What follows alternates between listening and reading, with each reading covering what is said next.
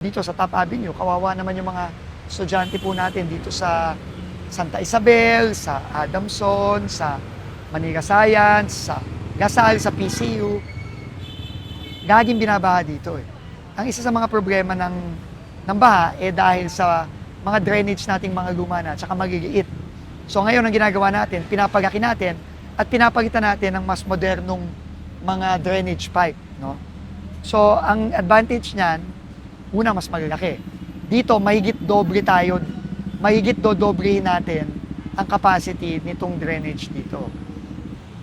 Kung gagawin itong tingi-tingi, 50 million a year, mahigit 2 dekada, 25 years, bago matapos to. Kawawa naman yung mga estudyante natin, mga kababayan natin dito. So, ang inutos natin ni PBBM, kailangan, pondohan na natin to ng todo. So, kaya, according to the engineers, kayang matapos ito 2026 at 2027.